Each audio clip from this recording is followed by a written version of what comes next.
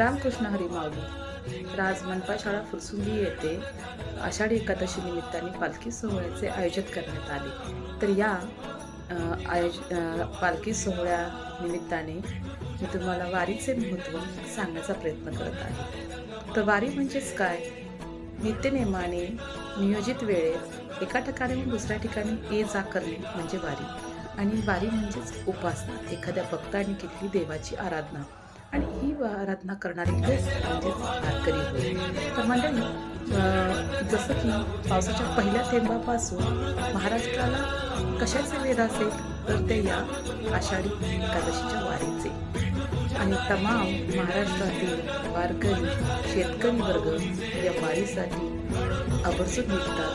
पेरणी झाल्यापासून ते पीक उगवेपर्यंत या वारीला जाण्याचा नित्यनेम अखंड वारकरी आणि शेतकरी पार पाडत असतात. संत म्हणतात की न आवळे संपत्ती सोहळा आम्हास, टकळा लागला पंढरीचा. तर असाच काहीसा टकळा या मनपा शाळेतील मनपा फुरसुंगी शाळेतील शिक्षक वृंदांना आणि विद्यार्थी वर्गांमध्ये दिसून आलेला आहे. यापुढील व्हिडिओ नक्की पहा, लाईक सबस्क्राईब करा. तर धन्यवाद.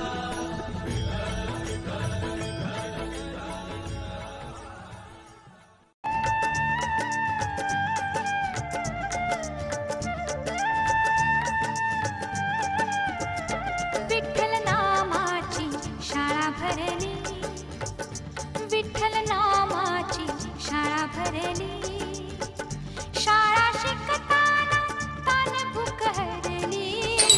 ज्ञानोबा माऊली तुकाराम, ज्ञानोबा माऊली तुकाराम, ज्ञानोबा माऊली तुकाराम,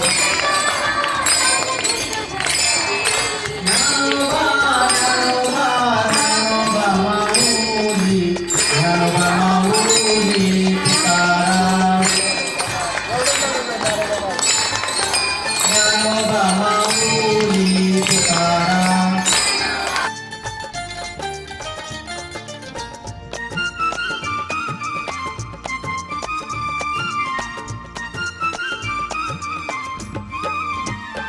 गुरु होई पांडुरंग, आम्हा शिकवी तुक्याचे अभंग. गुरु होई पांडुरंग, आम्हा शिकवी तुक्याचे अभंग. नाम गजरात हो दंग, नाम गजरात हो दंग. पोथी पाण्यात कशी तरली, पोथी पाण्यात कशी तरली. विठ्ठल नामाची शाळा भरली, विठ्ठल नामाची शाळा भरली, शाळा शिकताना तान भूक हरली, शाळा शिकताना तान भूक हरली.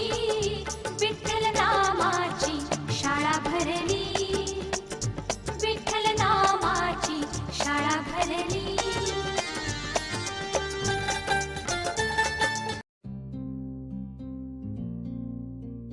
ओ बालकुमारी, ओ बालकुमारी, ओ बालकुमारी.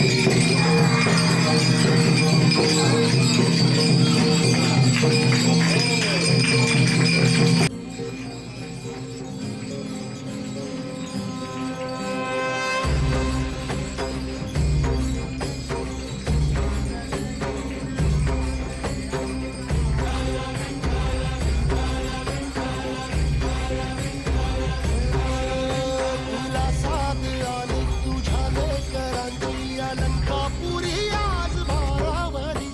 वसावारीचा घेतला पावलांनी आम्हा वाळवंटी तुझी सावली.